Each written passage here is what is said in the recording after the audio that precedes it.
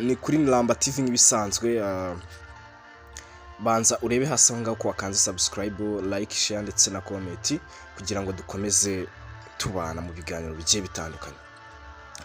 Ubu ngubu nagarutse, abantu benshi bari bansabye kubasobanurira poem yitwa If We Must Die ya Claude MCK.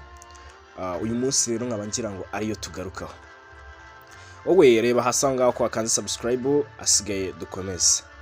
Ubundi tugiye kubanza turebere hamwe ngo Claude MCK ni muntu ki, cyangwa se byagenze bite mbega kugira ngo ajye kwandika iyi poem.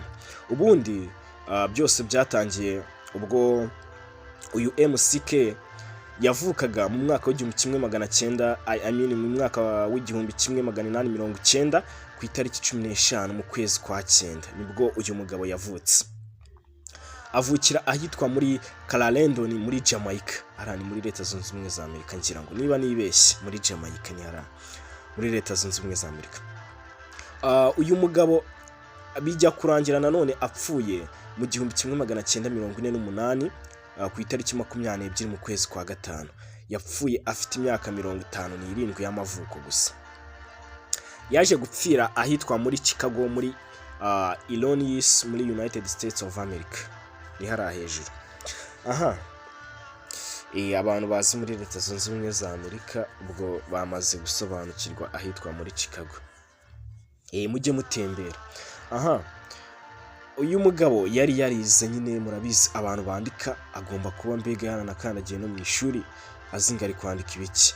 Yize muri kaminuza zitandukanye harimo nka Tuskegee University na Kansas State University. Uyu mugabo kandi yari afite ababyeyi bombi. Nyina yitwaga Anna Elizabeth, mu gihe se yitwaga Thomas Francis MCK. Afite umwana witwa uyu mugabo yari afite umwana witwa Ruth Hope, afite n'umuvandimwe witwa Theodore Alia. Ubwo ahangaha twa turi kureba wenda ngo yavutse ate, cyangwa se yaje gupfa, cyangwa se ubwo urumva katakiriho mbega yapfuye ku myaka ye 57 years old. Murumva yagiye yiga muri kaminuza zigiye zitandukanye zira twavuze haruguru. Mbega murumva ko yari afite ababyeyi bombi, afite n'umwana mbega ibintu nk'ibyo ndetse n'abavandimwe. Noneho reka turebe wenda ngo noneho ajya kwandika iki gitabo, ajya kwandika iyi poem byagenze bite.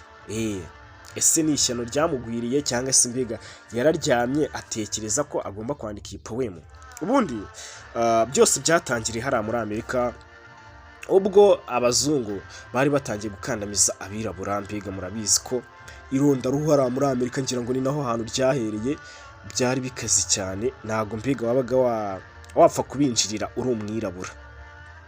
Byabaga bigoye cyane pe, byabaga bigoye kuba wabinjirira uri umwirabura.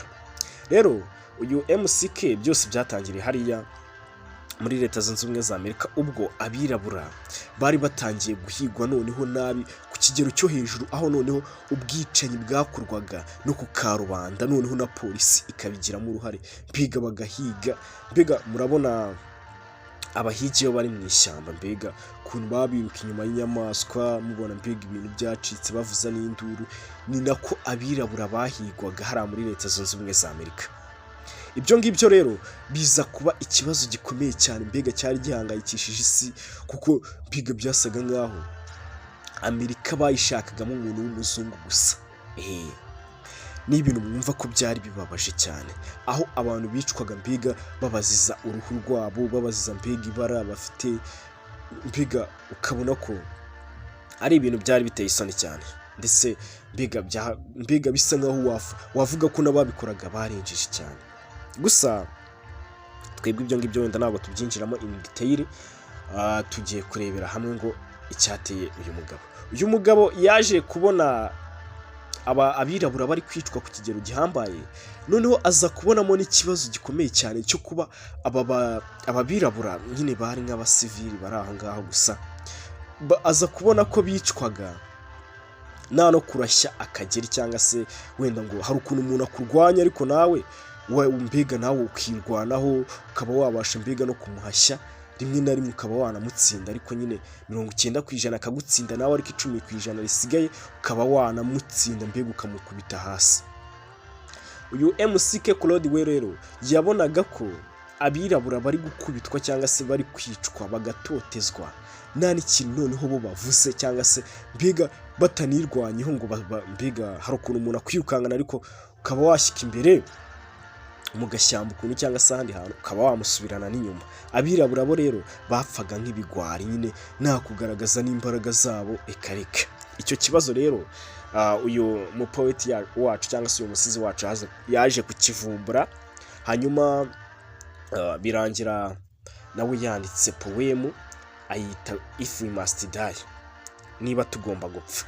Noneho iyi poem nyine wenda tutarayinjiramo ngo turebe ibyo ari byo, iyi poem ubundi nyine yayanditse nko kugira ngo yereke abirabura ko bakwiye kwirwanaho igihe bari guterwa cyangwa se igihe mbega bari kwicwa n'abazungu, nabo bagaragaze agatima ko kwirwanaho. Mbega yanditse kugira ngo abatere akanyabugabo, dore nawe yari umwirabura, yari black man. Rero reka twinjire wenda muri poem yacu turebe ibyo ari byo kugira ngo dusobanukirwe akantu ku kandi. Ndagenda asa nk'usoma noneho dusanga abasesengura nanone mu Kinyarwanda, ariko ubundi umuntu wumva neza ubu poem yamaze no kuyumva, kuko ibyo navuze haruguru neza bihuye na poem, birajyanye pe, kuvuga iyi poem ijyanye n'amateka yabayeho. Reka dutangire rero poem yacu twumva ibyo ari byo. If we must die, niba tugomba gupfa, niko iyi poem yiswe. Yanditswe n'umugabo witwa Claude MCK nabivuze haruguru. Atangira agira ati if we must die, let it not be like hogs hunted and painted in an inglorious spot. Ati niba tugomba gupfa, mureke nidupfe nk'ingurube bahiga bakazikingirana ahantu hateye ubwoba, mpiga ahantu hateye isoni pe. Ati kandi zihigwa zigakingiranwa ahantu hateye isoni, kandi noneho ni iruhande rwazo hari imbwa mbiga ziri kumuka zasaze kandi zishonje. Uri kubyumva? Ati izo mbwa noneho zigatangira mbiga kumuka zisa nkaho ziri mbega kubatera ubwoba zishaka kubarya. Icyo kintu uri kucyumva? Agakomeza agira ati if we must die, oh let us nobly die. Ati niba tugomba gupfa, nimureke dupfe ariko dufite icyubahiro. Agakomeza agira ati so that our precious blood may not be shed in vain. Mureke dupfe dufite icyubahiro kugira ngo amaraso yacu atamenekera ubusa. Tutamena amaraso yacu ku busa. Uri kubyumva? Mbega dupfe nk'abantu b'abagabo, nidupfe mbega nk'ibigwari bimena amaraso y'ubusa. Niko yari arimo abwira abirabura. Ahangaha ni umwirabura uri kubwirwa. Then even the monsters we defy shall be constrained to honor us though dead. Ati kugira ngo nabari abari kuduhiga, barambega bari kutwica batwirukankana, ziriya nyamaswa nazo igihe kizagere babone ko bagomba kutwibuka nubwo tuzaba twarapfuye. Icyo kintu uri kucyumva? Hagati aho mbibutsa ko buriya umuntu apfuye nk'intwari aribukwa, ariko iyo upfuye nk'ikigwari ntabwo wabona umuntu kwibuka. Reka dukomeze. Hasi yakomeje agira ati all kinsmen we must meet the common foe. Ati bavandimwe nshuti, tugomba guhangana n'umwanzi rusange. Ati umwanzi duhanganye nawe n'umwe. Yari ari kubibutsa nyine tugomba guhangana n'umwanzi rusange. Agakomeza agira ati though far outnumbered, let us show us brave. Ati nubwo mbega ari benshi bari kutuganza, ariko mureke tugaragaze ubutwari. Tugaragaze ko turi intwari. Ubwo nyine yagira ngo ati nubwo mbega bari kutwica, ariko natwe byibuza natwe tugira akantu duteramo turebe ibyo ari byo. Natwe tugaragaze ko turi intwari. Agakomeza agira ati hasi hagana ku musozo yakomeje agira ati and for their southern blows deal one death blow. Yakomeje agira ati nubwo mbega bafite intwaro nyinshi zihambaye ibihumbi n'ibihumbi, ariko mureke natwe byibuza tunage intwaro yacu imwe, cyangwa se natwe dusubizemo igitero kimwe. Nubwo bafite mbega bari kutugabaho ibitero byinshi bihambaye, mureke byibuza natwe tubagabeho kimwe gitwika. Hari ukuntu mbega umuntu ashobora nko kukurasa imyambi 100, we wamutera umwe ukambega ukaba wagira gute, ukaba wamukomeretsa byibuza ku kaguru. Hako suzi kugira ngo umuntu akwice mbega utanamushunnyeho, umuntu akaza mukarwana bikarangira mbega utanamushunnyeho byibuza nawe ngakomereke, ubwo ari ubugwari.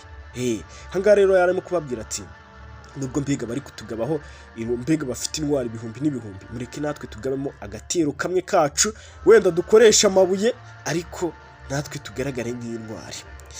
Hagana hasi yaje gukomeza asa nk'ubaza ikibazo agira ati what do before us lies the open grave. Ese niki tugomba gukora, cyangwa se niki twagakoze mbere yuko dupfa, mbere yuko twinjira muri iriya mva mbega badukinguriye tugomba kujyamo, niki twe tugomba gukora. Hasi icyo kibazo akomeza agira ati yasaga nkaho mbega ari kugisubiza, agira ati like men we will face the murderers cowardly pack placed to the wall, dying but fighting back. Akomeza agira ati twebwe nk'abagabo tuzahura n'ubwicanyi, mbega tuzicwa, tuzahura mbega dushobora no kuzapfa nk'ibigwari, ndetse mbega ntabwo haburamo mbega ibigwari. Ati kandi tuzabambwa ku bikuta niturangiza dupfe, atariko tuzarwana, tuzabarwanye natwe tubasubiza inyuma. Asa nkaho mbega asoza atsindagira ka kantu nababwiye haruguru, agira ati mbega nk'abagabo tuzicwa, tuzahura n'ubwicanyi, dupfe, badushyire ku bikuta batubambeho, atariko mureke natwe tuzarwane. Tuzicwa ariko mureke natwe tuzarwane. Iyo ni gutyo poemu yacu irangirira aho ngaho, ngira ngo mwabyumvise. Twayihereye ku murongo mbega twagiye dusobanura ijambo ku rindi, nta hantu twagiye dutaruka.